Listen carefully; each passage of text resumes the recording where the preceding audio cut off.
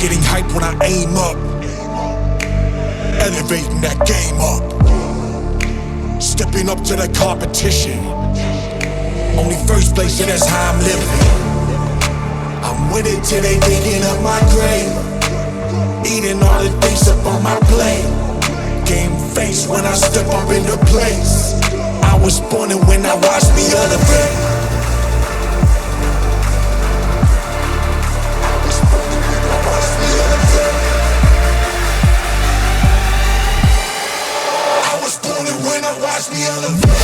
I'm here to step my game up. Haha.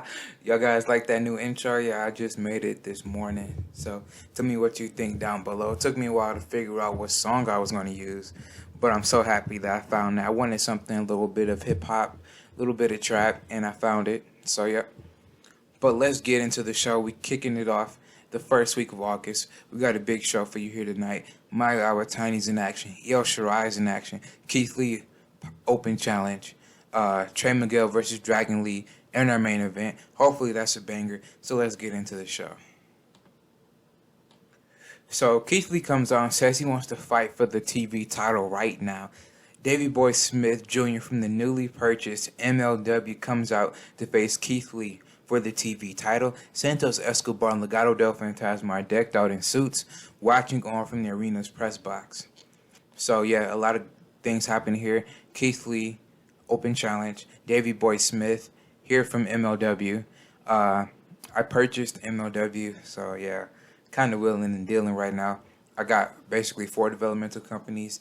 My FSW company, my original one, and then I made a second developmental company, NGW. Then I bought Stardom, and then I bought out MLW. So MLW has some people like you got a couple luchadors. They got Davey Boy Smith Jr. They got Jacob Fatu, Alexander Hammerstone, Mance Warner. So they got some decent people on there. Will I bring them to the main roster? I think I probably will bring a few to the main roster, but not everyone, because your boy got like hundreds of people, 115 people on the show. Now 150 people on the roster, and that's a lot of people. But luckily, I'm trying to manage it out. You know, trying to do my best when it comes to managing the roster and not have anyone off TV for an extended period of time. So, yeah, let's get into this match. And we get a 75, so a decent match. Keith Lee defeated Davey Boy Smith at 14:52 by pinfall with the Power Slam. Keith Lee makes the finish number 13 of the NXT Television Championship. Keith Lee just keeps kicking out great ratings, 80. Davey Boy Smith Jr., 57. 78. So Keith Lee beats Davey Boy Smith Jr. here tonight in a good match. Keith Lee raises his title in the air, and Santos gets up from his chair and points to his Invicta watch, telling Keith Lee his time is coming up. 54. So Chelsea and the beautiful people tell Madison that she has till the end of the show to see where her allegiance lies, either with Beth or with the beautiful people. Yeah, Chelsea Green did tell Madison Rayne that, hey, you interfered in us trying to beat on Beth Phoenix last week, and it seems like you kind of took her side over ours. So we're giving you an ultimatum, either her or us, and we'll see what happens here tonight.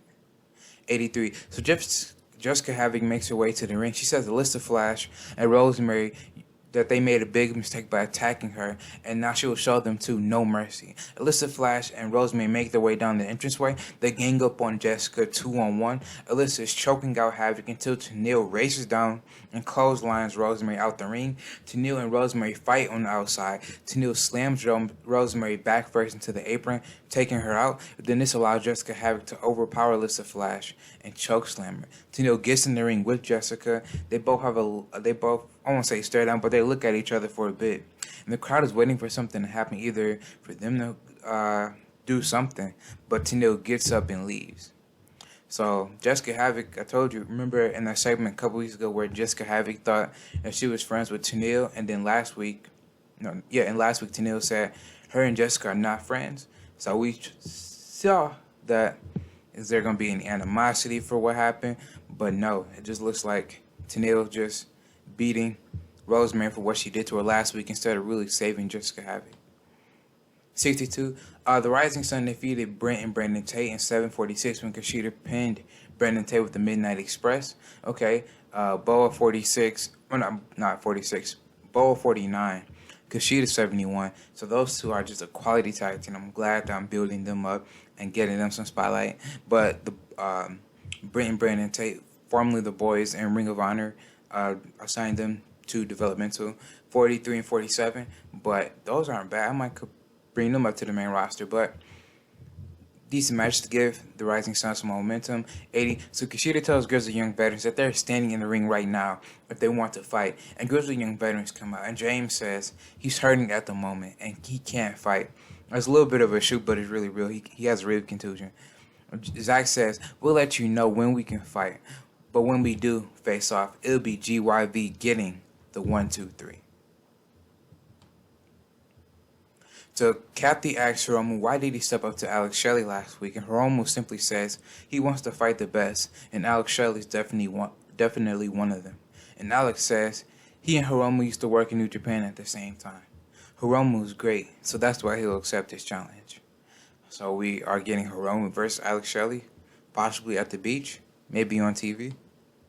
60. So Madison Rain comes out to Renee Michelle comes up to Madison Rain in the locker room with a cast on her hand since she broke her wrist. Not broke her wrist, but hurt her wrist. And Renee says, you did this to me. And Madison tries to apologize. And Madison says she's turning into the person that she never wanted to be. She just wanted to be respected by all the women in the locker room. Instead, she's turning into a bully. Renee says that Madison was an inspiration in her Impact days. Even with the beautiful people of old, when y'all did wrong, you were the one to step up. And you did the right thing. When Velvet Sky or Angelina Love didn't do the right thing, you were the one that had the morality and said, hey, what we're doing is not right. It's time for you to do the right thing. But really good. Madison Rain is clearly enjoying the freedom to go off script.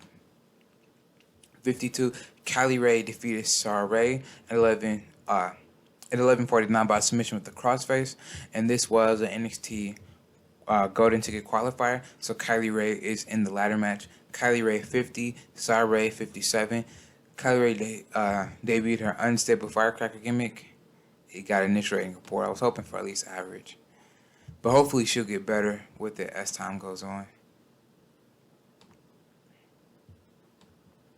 But Kylie Ray with the new attitude, she makes it into the Golden Ticket qualifier, and Kylie Ray tells the ref to move as she continues to assault Sarah Ray. So Kylie Ray is no longer that bubbly babyface that we once knew. Kylie Ray then walks up the rampway. Tegan Knox confronts her on the rampway, and Kylie Ray, instead of engaging with Tegan, just walks off the rampway and exits through and goes through the side exit. Man, I can't talk, but she goes through the side exit. So it looks like even though Kylie Ray did attack Tegan, she wants none of Tegan right here tonight. 63, Jake Summer defeated Mansoor at 7:23 by submission by pinfall. Jake something 63, Mansoor 50. I gotta calm down. So Ace comes into the ring after Jake's win, and Ace says he's tired of the charades with Ace. Yes, with Yori, not Ace. Ace is not tired with himself. Yes, we cost you the North American title. Get over it. Trey is already better than you ever were. You called yourself the best, but you're talking to the fastest rising prospect not only in the company, but this entire industry. You're going to be the footnote in my path to getting to the title that you held. Yori Katsumatsu appears in the rampway. He tells Ace that this ends at the bash. And Ace tells Yori, you won't be ready for what I have up my sleeve. So you get it, Ace up his sleeve. Okay. But Ace Austin finally tells Yori that you called yourself the best, but I'm a rising prospect. In order for me to solidify myself, I have to beat you since you called yourself the best, and you were a former North American champion. So Ace kind of explains himself why they've been antagonizing Yori and getting in his way. But yep. Ace versus Yori at the bash. Should be really good. 72. So Pete Dunne comes out with this new coach, Robbie Brookside. Pete Dunne looks leaner and stronger than last time we saw him in the ring. Pete Dunne says Khabib inspires him to get better and be better than he was before. Pete Dunne says he can't wait for the bash because he's not only going to beat Khabib, but he's going to dismantle his joints. Khabib comes out in his fighting gear, and Nurmagomedov tells Pete, why wait till the bash? Brian Pillman Jr. and Arya Daivari of Bivens Enterprises come out. And Brian says, instead of joining Business Enterprises, Pete, you're facing a wannabe Brock Lesnar crossover and Khabib. Arya says, you'd be lucky if we don't kick your A right now. Khabib says, let's do it, and Khabib jumps out of the ring and dashes toward Brian Pillman Jr. Khabib knees Brian Pillman Jr. in the face. Khabib then throws him into the LED screens for the entrance, and Arya Daivari then jumps Khabib, but Pete Dunne joins in and snaps the finger of Arya Daivari, and then Pete Dunne gives Arya a bitter end. 83. So Maya Awatani has her match next with Sadie Gibbs, and Rhea walks up to Maya. Man, what's with the spelling errors? But Rhea tells Maya, good luck tonight. And at the pay-per-view, you're going to need good luck tonight. Good luck tonight. And at the pay-per-view, oh, goodness. Basically saying good luck here tonight and good luck at the pay-per-view because she's going to need it. And Rhea tells Mayu that she's been climbing for a year and a half to get to this spot, and Mayu's in her way. You better keep dreaming because your title reign will become a nightmare. And Rhea put... Oh my gosh. Can I speak today? But Rhea pats Maya on the back. 76, really good. So Maya Awatani defeated Sadie Gibbs in 14:33 by submission with the Dragon Suplex. Maya Awatani 83, Sadie Gibbs 53. They're really good. Sadie Gibbs has some great, I know she's retired in real life, but she has some great popularity. She's in Stardom, but I'm going to have to call her up. 95. So AJ Styles says Adam is right. His days are numbered when it comes to days left wrestling. That's why he went up to Adam Cole. AJ needs to scratch off all the names on his list. Kushida, Hiromu, Finn, Pete Dunne, all the dream matches you wanted, I want them too. I need to face all these people before I hang up the boots. Styles says he wants to leave no doubt who the greatest of this generation is. AJ says when he beats Adam Cole, he's going after some nice hardware. But Styles says he sees the greatness in Adam. But Adam has to see it in himself. Not himself, in himself. In himself, yep. We see clips of Adam's success in NXT while AJ Styles was saying this. Adam Cole winning the NXT title. And AJ says Adam could go down as one of the best to ever do it. Maybe better than me if I'm being honest. The thing is, that's way down the line. Adam Cole could be the best, but he won't be the best at the Bash. That goes to the phenomenal one, AJ Styles. 59. Subculture defeated Everrise in 1341 when Mark Andrews pinned Matt Martel with the top rope moonsault. Mark Andrews 64, Mark Webster 51, Chase 55, and Matt 38. Bivens did some good work at ringside. I love to see that, and I love to see the greens right there too for Everrise. But I had to give Subculture the win, even though I have some plans for Everrise to get their heat back. Don't worry about that, but I need Subculture to win. I need more babyface tag teams to be up in the ranks. Everrise, they can recover from this. I've been building them up, and they're not buried because they lost. I hate when people say, oh man, so-and-so lost, they must be buried. No, somebody's going to have to lose every once in a while. Someone's going to have to lose every now and again. It doesn't mean they're buried. 50. So Subculture wins here tonight. Bivens is not happy that his team lost. His brand lost here tonight. His brand lost here tonight. Subculture tells Bivens he has a surprise for them. And Leon Ruff and Warhorse are behind Bivens. In case you didn't know, Bivens Enterprises attacked Leon Ruff and Warhorse a couple weeks ago. And Leon Ruff gives Bivens a clothesline. And Warhorse takes down a broken down Everrise. And Leon Ruff and Warhorse get revenge for a few weeks back. So, not a good night here for Bivens Enterprises. Not only did Arya and Brian Pillman Jr. got embarrassed, but Everrise also lost here tonight. 75. So Tyler Bate comes down and grabs a mic. He says the last few months have been up and down. He was challenging for the North American title, and now he's being turned on by everyone. Bate says he'll get his hands on Brody King. Don't worry about that. But he has to deal with the immediate threat in Ziggler. Tyler says none of them can beat him one-on-one, and they know it. They call themselves a faction of Europe's greatest men, but he sees nothing but scared little boys.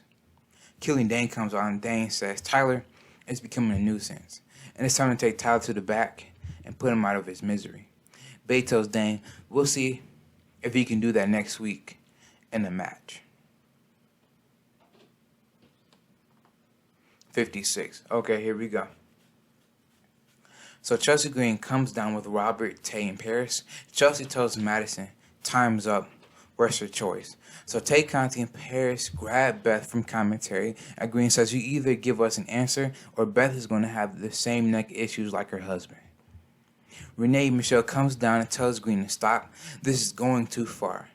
And Chelsea says you're right, and she hits an injured Renee Michelle in the head with the microphone, dropping her. Beth tries to help, but she's held down by Tay and Paris. Madison Rayne comes down, and this is where the crowd is wondering where her allegiance lies. She looks at Beth, and she looks at Renee, and she tells Chelsea that she was right, that this is their division. Madison goes to hit Renee, but then she turns around and hits Chelsea Green. She clothesline Paris and Tay, sending them both out the ring.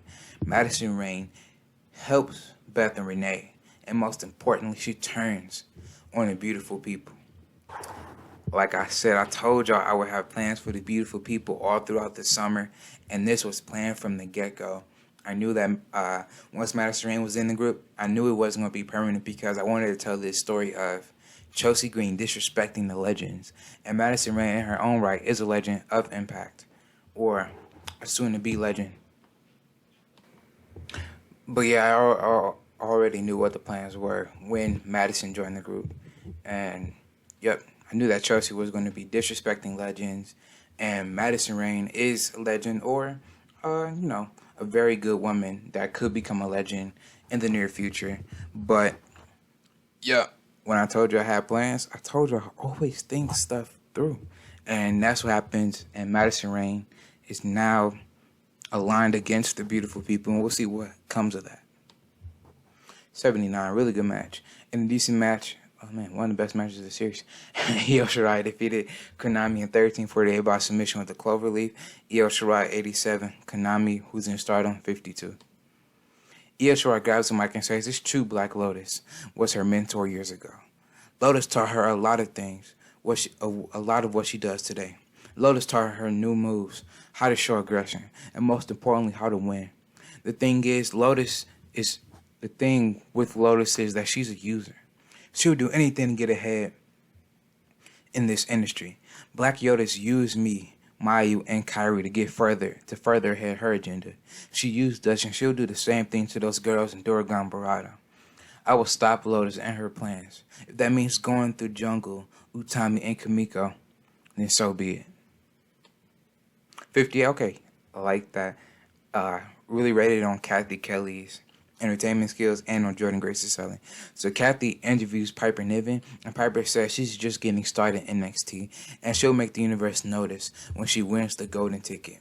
Jordan Grace steps up to Piper, and Grace says Piper is impressive, but Grace has a golden ticket qualifier next week, and Piper should be on the lookout to see what happens. 69, not great, but in a good match, Trey Miguel defeated Dragon Lee in 2003 by pinfall to Yoshi Tonic. During the match, Chris Dijak ran in and attacked Dragon Lee, and Brody King also attacked Dragon Lee. Trey Miguel makes defense number 3 of the NXT North American title. So I'll explain what happens at the end, but these are not what I originally had planned. But I'll tell you later. Trey Miguel was always going to win, but I had this match originally pegged for Bash at the Beach. And that's what I was building towards in the last couple weeks. But this is really a last-minute move. I had a cool storyline planned with Dragon Lee. And spoiler, I was trying to sign Roosh. And Roosh was going to be the one to cost Dragon Lee the match. But since I grew in popularity, and I tried to sign Roosh to a handshake deal so he could work with other places and other companies. But apparently WWE just sees me as a threat, which is good but also bad because they're literally trying to sign everyone I'm trying to sign to a handshake deal.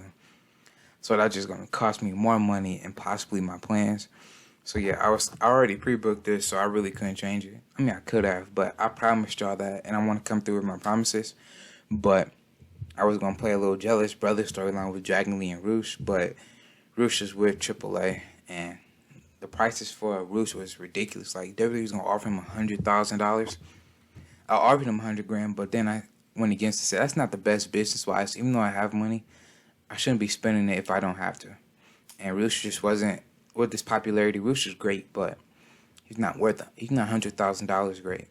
If you had the popularity of Dragon Lee, then maybe. But right now, so I had to pivot and go to plan B, which was Chris Dijak and Brody King.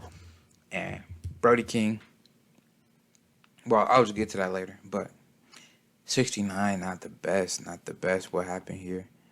Chad Miguel was holding back. Dragon Lee was holding back. And probably for the booking as well, I had to keep Dragon Lee strong as well. 79. So Trey Miguel wins here tonight, and Trey Miguel raises his title in victory. But the thing is, he didn't see Dijak and King attack Dragon Lee. Trey Miguel walks up the rampway when he's confronted by Leo Rush, and Rush tells Trey that they may be friends, but Leo wants that North American title. So interesting. Trey Miguel and Leo Rush are friends. Leo was there when Trey won the North American title, but Leo said, hey, even though we're friends, I want to come after that North American title. And we'll see if this will have an effect on their friendship. Could be friendly competition, but in wrestling, you never know what happens. 81. So Dragon Lee was screwed by Chris Dijak and Brody King. Dijak gets in the ring and gives Dragon Lee a feast your eyes. Ken Shamrock is enjoying this, and Brody King grabs Lee and gives him a giant power bomb. Chris Dijak and Ken Shamrock look at each other. Ken opens his hands to Brody King, and Brody King accepts. And Brody King has aligned with Chris Dijak and Ken Shamrock. Yeah, Brody King did turn heel last week, but I knew when he turned heel, when I showed somebody could be joining, I meant Brody King. I had that in my mind when Brody King turned heel for him to align with Chris Dijak, and they could be great singles wrestlers, or heck, they could be a tag team, but I had to use them to fight Dragon Lee. I did not have this planned at all, so I have to change plans. I was going to have, at first it was going to be Trey and Dragon at the pay-per-view, but then I said, let me do Roosh. Let me put Roosh in the storyline for him to cost Dragon Lee the North American title, and they was going to start their feud for a little bit. I planned to have 3 months, Dragon Lee versus Roosh. Roosh will win at Bash at the Beach, and then I'll probably have like a Hell in a Cell match where Dragon Lee will win. But ultimately, they let out their frustrations, and eventually, my idea was have them face off, blow off their steam and their frustrations with each other, and then become brothers again, reunited, and go after the tag team titles and possibly win them. But now, I can't even get Roosh. So, plan B, Brody King, Chris Dijak. So I'll let y'all know what happened behind the scenes. I was so pissed when WWE did that. That was so annoying. But, Chris Dijak and Brody King attack Dragon Lee. And I think this will do a world of good to Brody King as well. And also Chris Dijak. Brody King is a major star, so it'll bring up Chris Dijak and Ken Shamrock to his level. Also, they're fighting a main eventer in Dragon Lee. This gets an 81. Really good. If that main event would have done good, probably would have gotten like a maybe blue rating. I'll say like 84. But tell me what you thought down below. I'll see you when I see you. Peace.